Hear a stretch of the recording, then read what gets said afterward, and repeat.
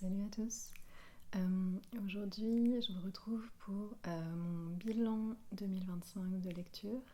Donc, je vais le poster un peu plus tard, là, en ce mois de janvier.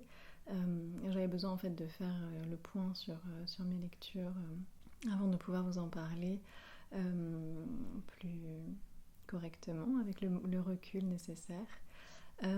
Donc pour 2025, c'était une année de lecture moins bonne que les précédentes. Moins bonne, alors attention, moins productive, moins quantitative, on va dire. Pas forcément moins bonne en termes de qualité de lecture, mais de quantité. J'ai pas lu énormément, j'ai lu que 25 livres cette année. Pour plein de raisons. Il y a des moments où j'étais très fatiguée et la lecture finalement c'était même plus une échappatoire, c'était comme un exercice, donc c'est pour ça qu'il y a beaucoup de mois où j'ai pas lu. Et après, il s'avère qu'en septembre, j'ai acheté une liseuse et ça m'a permis de lire beaucoup plus facilement quand du coup je suis dans la chambre ou quoi que ce soit, parce que des fois pour lire un livre, je trouve qu'il faut être bien installé, etc. Alors que là, avec la Kindle, c'est hyper léger, je peux carrément m'allonger complètement et avoir la Kindle comme un téléphone, quoi. Et ça m'a vraiment permis de lire beaucoup plus là en cette fin d'année. Donc pour 2025, je vais vous faire mon top 5, puisque j'ai lu que 25 livres, ce sera pas un top 10, ce sera un top 5. Je vais pas forcément les classer par ordre de préférence, hein. Donc mon premier coup de cœur de cette année 2025, oui, c'est un coup de cœur, clairement. C'est Martin Eden de Jack London, qui m'avait été recommandé par Amélie de la chaîne Rendez-vous ASMR. Donc, elle fait en ASMR des favoris lecture, culture même. Et donc, elle avait dit qu'elle avait adoré ce roman de Jack London, et je dois dire que dès les premières pages, j'ai été subjuguée par le style. Déjà, ça pour moi, en fait, je me rends compte que c'est hyper important. Des fois, l'intrigue, c'est pas qu'elle est plus superficielle pour moi, mais si je prends pas plaisir à lire chaque phrase, à débusquer chaque mot, ou plutôt, c'est pas vraiment ça, mais vous voyez, quand on lit Martin Eden, il y a des phrases qui flashent, qui sont d'une pertinence folle. Moi, je les prends toutes en photo. Enfin voilà, chaque phrase est pertinente. C'est un plaisir incroyable. En plus, l'intrigue est très intéressante. Il n'y a pas de sacrifice, je trouve, qui est fait dans ce livre. À la fois la psychologie des personnages, le style, les péripéties qui se suivent avec énormément de fluidité. Il n'y a pas de... Oui, il n'y a pas de... Des fois, on voit dans certains romans l'intrigue qui se ficelle de manière tellement... j'ai le mot obvious en anglais, tellement évidente que on en perd le plaisir, vous voyez. Là, on ne sait pas jusqu'au bout qu'est-ce qui va arriver à notre personnage principal, donc Martin Eden. Pour vous dire de quoi il s'agit donc de l'ascension sociale de manière autodidacte c'est toujours de manière autodidacte, vous allez me dire, d'un jeune homme, Martin Eden, qui vient du milieu ouvrier, qui est marin, et qui, en fait, après la rencontre d'une jeune femme dont il tombe amoureux, une jeune femme bourgeoise, il se dit que pour la conquérir, il doit donc aspirer à se cultiver, à devenir aussi bourgeois que les bourgeois au final. Finalement, il y a un amour aussi pour cette éducation qu'il n'a pas eue, et donc il se forme tout seul. Donc elle est diplômée S-lettres, donc il se forme dans ce domaine, il va dans les bibliothèques, il lit toute la nuit, et il écrit beaucoup. Donc en fait, c'est l'ascension d'un écrivain, et en fait, ce livre-là est en partie autobiographique, hein, par rapport à la vie de Jack London. C'est merveilleux, je vous le conseille à 1000%, et moi, pour vous dire, j'ai tellement aimé ce roman que je l'ai commencé l'année dernière en janvier, et je l'ai fini là, hier, donc en janvier. Je le mets quand même en 2025 parce que c'est une lecture de 2025, mais Vous voyez, j'ai commencé avec ce livre, j'ai terminé avec ce livre. Je voulais pas gâcher en fait cette lecture et la lire uniquement quand j'étais 100% disponible pour ne rien perdre, pas une ligne, pas un mot de ce roman. Je vous le conseille à 1000%, c'est une superbe lecture. Et d'ailleurs c'est marrant parce que là en lisant la fin hier dans le métro, on sent la fin se profiler, une fin plutôt tragique. Et bien la dernière page, c'est marrant parce que bon, j'imagine que Jack London, quand il a écrit, évidemment, il s'est dit qu'il voulait faire une fin sublime, mais c'est à la dernière page que j'ai eu de l'émotion, que j'ai versé une larme. Ça m'arrive rarement et j'en ai versé une larme simplement parce que c'était sublime, quoi. Est-ce que je peux pas juste vous lire peut-être des passages que j'ai pu... attendez, ça doit être là. Voilà. Et les dialogues sont incroyables. Vraiment, c'est d'une vérité incroyable. Bon, là, je vous lis un dialogue, alors je sais pas si c'est le meilleur passage, mais donc c'est Martin Eden qui parle. Il n'y a rien de semblable en littérature, dit Martin quand il trouva enfin l'usage de la parole. C'est sublime, sublime. Ça m'a fait tourner la tête, ça m'a saoulé. Cette grande question infinitésimale m'obsède encore. Cette quête éternelle sans cesse recommencée, cette petite voix plaintive et fluette de l'homme résonne encore à mes oreilles. On dirait la marche funèbre d'un moustique parmi le barrissement des éléphants et le rugissement des lions. Insatiable désir microscopique. Je sais que je suis ridicule, mais je vous le répète, je suis subjuguée. Vous êtes... Je ne sais pas ce que vous êtes, un génie tout simplement. Mais comment faites-vous? Comment faites-vous? Martin interrompit son dithyrambe pour le reprendre aussitôt. J'arrête d'écrire, c'est décidé. Je ne suis qu'un barbouilleur. Vous m'avez montré ce qu'était un écrivain. Quel génie! Non, c'est plus que du génie, ça transcende le génie. C'est la vérité devenue folle. Je me demande si vous vous en rendez compte, dogmatique que vous l'êtes. La science ne peut pas mentir. C'est la vérité de la dérision, arrachée à la masse noire du cosmos et tissée en un écheveau de splendeur et de beauté. Mais suffit, j'en ai assez dit. Je suis submergée, terrassée. Si un mot encore, laissez-moi le faire publier. Bon, voilà, magnifique. Donc le deuxième livre que j'ai adoré cette année, c'est sans surprise, hein, on en entend parler partout, c'est Une chambre à soi de Virginia Woolf. J'ai été autant au début, j'avais du mal à rentrer un peu dans le livre qui est presque, c'est pas un roman, qui est presque un essai. Parce qu'en fait, c'est une langue qui n'est pas évidente. Elle part beaucoup vous voyez, dans son... C'est comme s'il y avait un monologue mental. Donc on la suit, hop, hop, hop, puis on revient en arrière. Et donc au début, voilà, je me suis dit, bon mince, quelle lecture étonnante. Et en fait, ça a été merveilleux. Donc Une chambre à soi de Virginia Woolf, c'est un texte...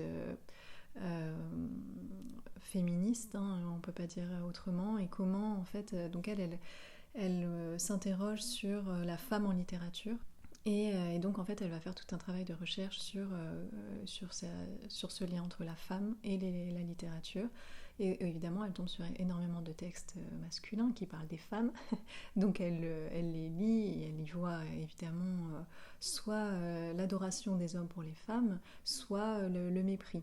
Donc pour elle, ce n'est pas une lecture juste objective. Donc ensuite, elle essaie de lire des femmes qui écrivent sur elle, qui écrivent sur leur façon de vivre, et elle détricote. Elle dit voilà, cette femme-là, elle a peut-être ce génie d'écriture, et cette autre un peu moins, parce que voilà, par exemple, elle dit quelque chose moi qui m'a vraiment intéressée.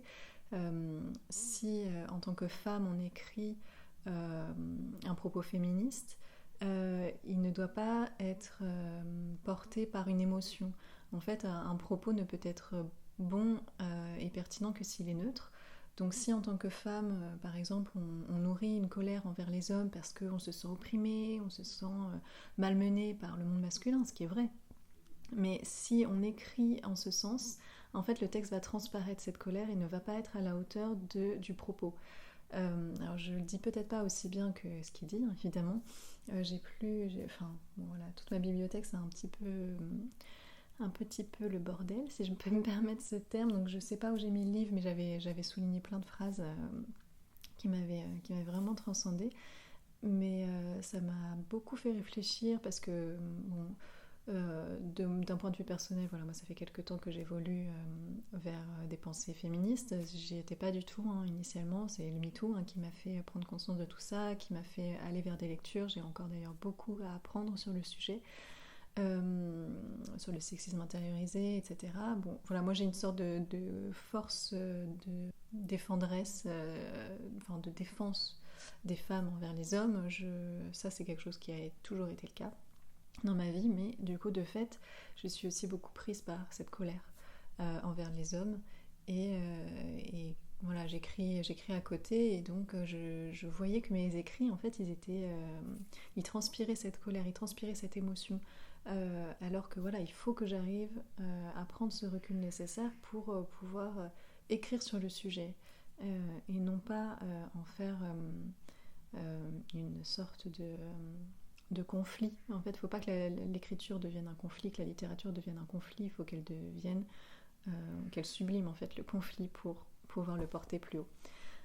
Bon, vraiment une lecture excellente, j'aurais envie de le relire d'ailleurs, parce que je pense qu'il y a beaucoup de choses qui m'ont échappé à cette première lecture. Donc oui, je pense que c'est un livre à lire et à relire. Donc voilà pour ma deuxième lecture. Troisième lecture, plus on va dire sciences sociales, voire psychothérapie, psychanalyse, de Boris Cyrulnik. Son dernier livre qui est paru, qui est Quand on tombe amoureux, on se relève attaché. Sujet phare pour moi, donc l'amour, je vous l'avais déjà dit dans une précédente vidéo, et aussi les liens d'attachement. Je suis en train de rentrer un petit peu plus dans le détail des théories de l'attachement.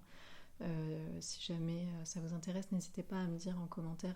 Je pourrais peut-être essayer de faire une vidéo sur ces sujets, essayer de faire des lectures en ce sens. Donc théorie de l'attachement, simplement rapidement, donc ce sont en fait dans les premiers mois, premières années de la vie qui se tisse un lien entre l'enfant et la figure d'attachement, et en fonction de comment est cette figure d'attachement, on va développer soit un attachement sécure, soit un attachement insécure, et dans les attachements insécures on peut avoir des attachements évitants, donc c'est-à-dire des gens qui préfèrent être dans l'évitement de tout, l'évitement des autres, l'évitement des choses qui leur posent problème parce que c'est trop douloureux émotionnellement, donc ils ont mis une armure devant eux. Il y a l'attachement fusionnel, donc là on comprend bien la fusion, la dépendance, voilà, la dépendance affective. Et il y a l'attachement ambivalent, donc à la fois évitant, à la fois en fusion, ça, comme les cycles. Et l'attachement borderline, bon ça c'est un peu différent, mais voilà, hyper intéressant. Et donc Boris Cyrulnik qui en fait fait à la fois un travail de sciences sociales et psychothérapie, puisque lui il est psychiatre, ou neuropsychiatre, c'est ça. Donc c'est pour ça qu'il y a à la fois la science et à la fois la psychologie qui rentre dans ce texte. Et également tout un travail sur l'histoire, comment l'attachement et l'amour ont évolué au fil de l'histoire, si nous sommes en temps de guerre ou pas. Enfin, c'est vraiment très très intéressant. Je vois que ma batterie est sur le point de bientôt s'arrêter, donc je vais essayer de faire vite. Donc vraiment un texte très intéressant. C'est de la... Voilà, c'est pas un roman, mais si ces sujets vous intéressent, vous pouvez foncer. C'est hyper facile à lire, même s'il y a des mots techniques. C'est top. Quatrième texte que j'ai adoré, c'est Elena Ferrante, L'amie prodigieuse. Les 4 tomes, je les ai lus d'une traite. C'était vraiment excellent.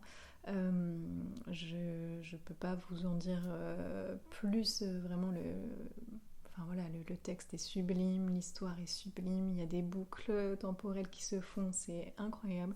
Je vais en faire une vidéo dédiée cette année parce que ça m'a transcendée. Donc voilà, bon, je vous le conseille, mais ne vous arrêtez pas au 1, ne vous arrêtez pas au tome 1 de L'amie prodigieuse, lisez Le nouveau nom, puis Celle qui fuit, Celle qui reste, et puis L'enfant perdu, parce que vraiment c'est un ensemble et je pense que ce serait dommage de ne pas lire l'ensemble de l'œuvre, parce que ça prend toute son essence quand on lit l'ensemble. Et donc le dernier livre, puisque je me précipite pour la batterie, le dernier livre dont je voulais vous parler, ça y est, je me rappelle, j'ai regardé sur ma liste. Le dernier livre donc, dont je voulais vous parler, c'est L'événement de Annie Ernaux, un court texte percutant sur... Alors c'est un sujet qui peut être douloureux, hein, sur l'avortement et sur donc elle, tout son parcours à son époque. Donc une époque qui n'est pas la nôtre, hein, où l'avortement n'était pas autorisé en France. Tout son parcours, un peu du combattant, hein, pour trouver quelqu'un qui va l'aider à avorter. Le mépris des hommes, surtout l'indifférence et l'évitement pour le coup de l'homme qui l'a mis enceinte, hein, et avec qui elle a fait l'amour sans protection, et qui donc s'est complètement lavé les mains un petit peu de ce sujet, même si on sent une culpabilité qui le traverse, il la laisse seule face à ça. Donc on suit les pensées de cette jeune femme, c'est autobiographique, hein, Annie Ernaux. C'est sublime, c'est douloureux, mais c'est nécessaire. Je pense que ce texte était nécessaire et voilà, bon, ce sont des sujets qui sont durs à lire et en même temps, on sent, avec cette vérité en fait dans l'écriture, on sent que c'est un peu un texte qui a fait changer ou qui peut faire changer les choses, qui est nécessaire dans l'histoire. Et voilà, en tant que femme ou homme, je pense que c'est important de lire ce texte pour comprendre que c'est un sujet qui est à nuancer. Voilà, je sais qu'il y en a qui sont contre l'avortement pour mille et une raisons, hein. C'est vrai que quand on regarde dès les premières semaines, hein, le fœtus ressemble vraiment à un petit bébé, enfin, c'est assez impressionnant. Donc c'est vrai qu'il y a cette difficulté à se dire qu'on met fin à la vie d'un être qui est déjà existant, et en même temps, voilà, les femmes aussi ont un peu cette soumission de nature à cette vie en elles, et si elles n'ont pas la capacité de soit psychologique, soit financière, soit comment on dit, domestique, c'est pas vraiment le mot, mais pour garder cet enfant et élever les enfants, un enfant ou plusieurs enfants dans un environnement qu'elle semble bon, juste, alors doit-on vraiment empêcher l'avortement? Sont des choses vraiment compliquées. Moi, évidemment, que je suis pour la liberté des femmes, et donc l'avortement, pour moi, c'est un droit fondamental. Mais ce texte est vraiment nécessaire à lire en tant que femme, et pour les hommes aussi. Je pense que ce serait important de le lire, de voir à quel point le parcours des femmes dans c'est pas le domaine médical, mais comme on dit, dans l'espace de santé est complexe, et à quel point on se fait traiter parfois comme des animaux. Et là on le voit vraiment avec ce qu'a vécu Annie Ernaux. Comme je vous l'ai dit, c'est autobiographique, hein, donc c'est peut-être ce qui donne aussi un peu plus de lourdeur au texte, et en même temps c'est limpide et un court texte nécessaire, donc vraiment je vous le recommande. Donc voilà, c'était mon top 5 pour l'année 2025. Hâte d'aller vers l'année 2026, j'ai envie de plein de choses, lire plein de choses. Voilà, et d'ailleurs je suis en train de lire un autre Annie Ernaux là, sur les conseils d'Anasthésia. Bon, de toute façon, moi Annie Ernaux, j'aime énormément. Donc je lis Mémoire de fille en ce moment, donc voilà. Donc hâte de vous retrouver en 2026 pour plein de vidéos autour de la lecture. Voilà, je me lance enfin sur YouTube, et j'en suis super contente. Ça fait déjà 4 vidéos que je tourne, 2 que je poste, et voilà, c'était enfin le bon moment pour moi. Donc j'espère qu'on se retrouvera ensemble, qu'on pourra discuter dans les commentaires et créer une communauté autour de tous ces sujets qui me passionnent. Voilà, je vous souhaite une belle année 2026, plein de bonnes choses, et puis à très vite.